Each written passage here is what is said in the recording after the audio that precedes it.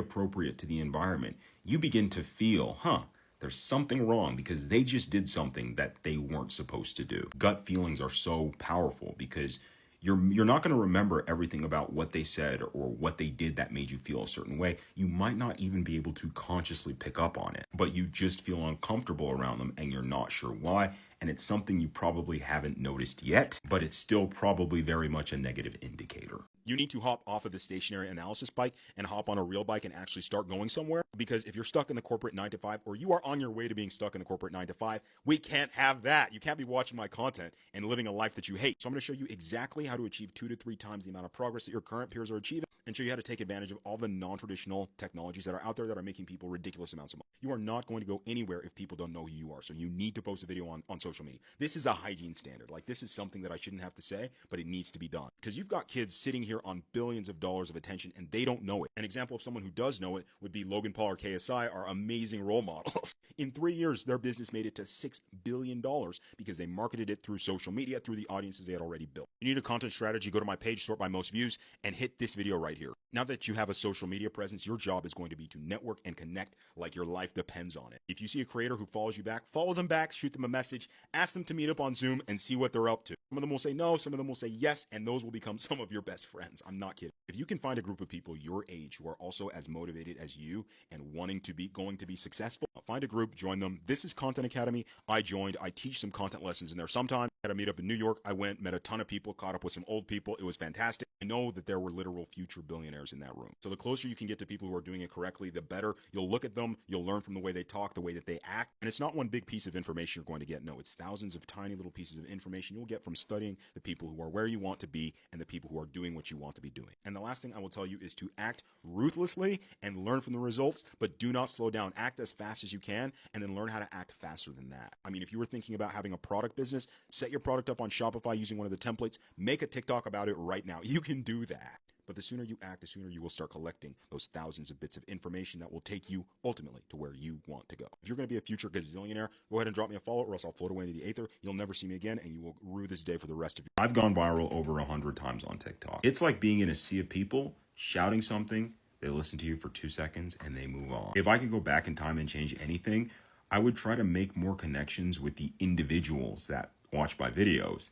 And I would try to make more connections with the creators in my niche. When you go viral, a ton of people will see your content and will follow you. Some of them will never see your content again. Some people will watch some more of your videos and they'll recognize you inside of your niche. Other people will watch your videos and then talk to you and actually learn things and implement them and come back to you saying, hey, my life was changed because of what you told me. And I'd rather have 10 conversations like that than 100,000 followers who don't care. Having the skill of going viral on social media, it's so incredibly underrated because everyone wants to go viral, but nobody wants to learn how. But in no way is the fact that you got 10, 20, 100,000 views on a video, that's not going to make you successful. You'll be lucky if it helps. I think people overcomplicate knowing if they have the personality to be a creator or not. If you're naturally optimistic and your life is good, be a creator. If you're the type of person who likes hard things or likes the idea of mastering something difficult, be a creator. If you need quick money, that's not content, I'd try something else. If any of your friends have ever told you you could be a comedian or a streamer, be a creator. If you're like the foundation or the group leader of your friend group and you're always getting invited places, or you're the person always doing the inviting, be a content creator. If you're prone to overthinking what people say about you or might think about you, content might not be the best for your mental health. If you consider yourself naturally ambitious and want to expand your circle of influence, be a creator. Also, if you made it to the end of this video, you're probably interested in being a creator, so just try it out and go ahead and give me a follow. 8 years ago, I posted my first video on TikTok. I had no idea what to do, but I knew that I wanted to own my own business and I wanted to make money online. I've grown over 150,000 followers. I grew a social media coaching business to around 90 clients. And I've been a full-time creator for the past 3 years. I've made a full-time income from just making videos and running my business online. And I am just getting started. I still have to grow on Instagram and YouTube. I still have to buy a semi-expensive car. I still have to exit my company, but none of it would have been possible if I didn't pick up my phone and start filming. So just post the video. You don't know what could happen. I'm still in the business of helping people achieve their dreams with content. So if you want to know exactly how to use content to achieve your dreams, submit an application to my coaching program and we'll have a conversation. It's impossible to get better at content without creating. It's easy to think that if you keep scrolling and watching other people's content, you will learn so much more because you'll have all of these different strategies. But the problem is that there's too much strategy. There's too many things that you could create. And so you start to experience what's known as choice overload, which is when you have so many options, the fear of choosing the right one begins to outweigh the benefit of choosing the correct one, which paralyzes you or keeps you in procrastination jail. So don't keep collecting information about creating or content or becoming a creator, because the more information you collect, the further away from creating content you actually get. SEO stands for Search Engine Optimization. It sounds complicated. It's super easy to understand, so I'll explain it, and I'm going to explain a method I use to get tons of views on some of my videos. On this account, for example, I get insane views on videos that would just originally not do really well at all because I know how to manipulate SEO. So let's get into it. Imagine you were such a shopping addict, you had the Amazon app on your phone.